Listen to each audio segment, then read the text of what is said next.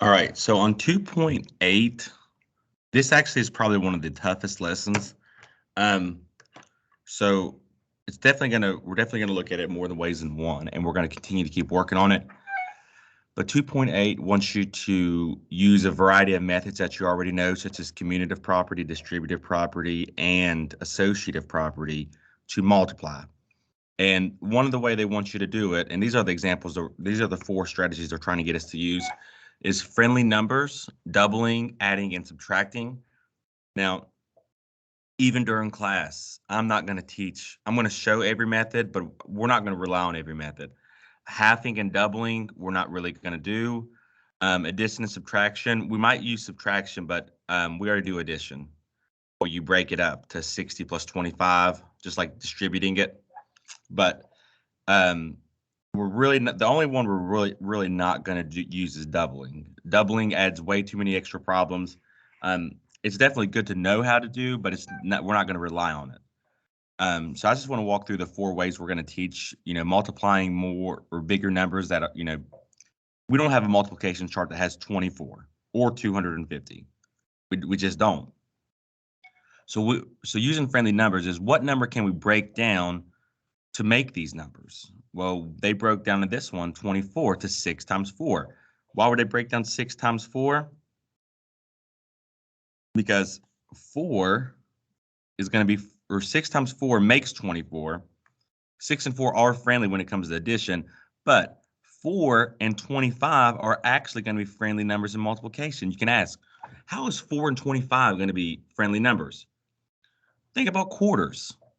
Think about quarters. 4 quarters, 25 cents. Add your 0. So realistically, let's just block this out real quick. 4 times 25, well, if you have 4 quarters, you have 100. 4 is going to be a friendly number to 250 because it makes a friendly number. Now we add our 0, it's 1,000. So we did 4 times 250. 250 plus 250 plus 250 plus 250 is going to be 1,000.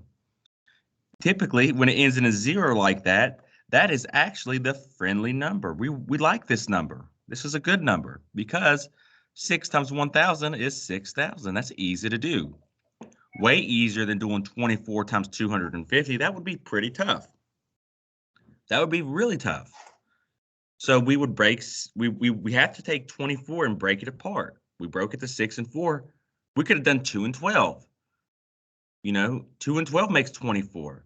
But why would that not be that friendly? Because 12 times 250, 2 times 250 are both pretty hard because that would give us different numbers. So we have to really use our judgment and know our numbers to understand, hey, what is going to be my best bet? You can even write them on the side. How do I make 250? 1 times 24, that's going to do nothing. 2 times 12, you see I'm going 1, 2. Can 3 make 24? Yes. 3 times 8, and then 4 times 6. And those are all the factor pairs that make 24. So if you look at it, can 3 and 250 be compatible, or 8 and 2? No. 2 and 12, 2 kind of could. So that's like a doubling. But you got to know, do I really want to do 12 times 500? Not really. You could. But do you want to? No. You can look at that 4 and say, oh, man. Okay, so that 4 and 25, where do I see 4 and 25? Oh, it's like quarters. So, and that's something we know. It makes an easy, friendly number, which makes it easy to multiply, okay? Halving and doubling. Now this, by far, I will tell you, is the absolute hardest way, in my opinion. We know how to do multiplication in a variety of ways. In this way, it does add extra steps, but for some of you guys, it actually might be beneficial. I think it is a little bit tougher, but if you think it's easy and you like to do it and you can do it well, that's perfect. What they do is, our original problem is 16 times 50. 16 is pretty high. Now, instead of breaking 16 up, what they did was they divided 16, they cut 16 in half. Well, how do you cut any number in half? You divide it by 2. You want to cut 10 in half, divide it by 2. You want to cut 100 in half, divide it by 2. So when you cut 16 in half, it makes it 8.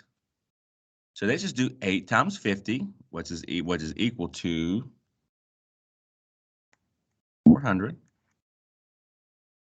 And since we cut it in half, now we got to double it. So 2 times 400 is 800, and that's it. Because the opposite of division is multiplication. So once you take it down by 2, you got to add that 2 back by doing the opposite. Okay? For example, if you have 10 candies in a box and you have 2 boxes, you have 20 candies. But if you want to cut 10 in half, you have to divide it by 2, which makes 5, times that back by 2, then double it. Very tough, not incredibly tough, but this will be a tough one. You could even you could do the friendly numbers for this by breaking up 16 into like 1 times 16 and 2 times 8. 2 times 8 is kind of what we just did. It will look kind of just like this. Addition. This is the one you know how to do. You have 4 and you have 625. They broke 625 into 600 plus 25. Now we can do this for the sheer fact that 25 is a friendly number, just like 250 is a friendly number. Typically, if it ends in a 5 or a 0, it's going to be a friendly number because those are easy to add. And it's simple. They do 4 times 6, which is 24. Add your 2 zeros. And then 4 times 25. You have 25 4 times, like 4 quarters, 100. That would just be 2,500. And we know this is kind of like a break apart method. Now, if we have 623, it would kind of be hard to break that up because 23 is not a friendly number. We don't want not a friendly number. We can only do that with friendly numbers, and this lesson structures around friendly numbers. Last year, they want us to do subtraction, and this is a method that is kind of hard too. So I actually think this one's the hardest method. Forget what I said about this one. This one, halving and doubling, is not as bad as subtraction. Because subtraction, what they did was 5 times 398 is 5 times 400 minus 2. So you think, 398, why do I have 400 over here? Well, what does 400 minus 2 make? 400 minus 2 does make 398. So what we do is we got to make this number. And it's really close to 400. So I want to do 400, and I just want to take away 2. And can you do that? Absolutely you can, but you have to multiply it by the 5. That's distributed. So it's very simple, as in we're making 398. We can make any number with addition and subtraction, absolutely anything. If it was 5 times 100 or 417, and this is a long shot, so don't take this into consideration. But we could do 5 times. How do you make 417? We do 500 minus 83. That makes 417. As long as you make the number, you can do it any way you want. Any way you want, as long as it makes this number.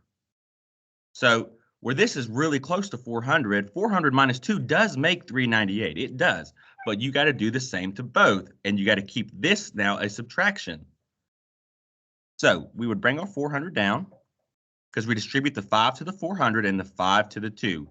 Now remember, it ain't plus anymore, we're minusing, so the minus goes between them. Because when we're done solving these factors, we got to subtract them because we technically added to it. So 5 times 2 would be 10. 5 times 400 is 2,000. 5 times 2 is 10. So 2,000 minus 10 is going to be 1,990.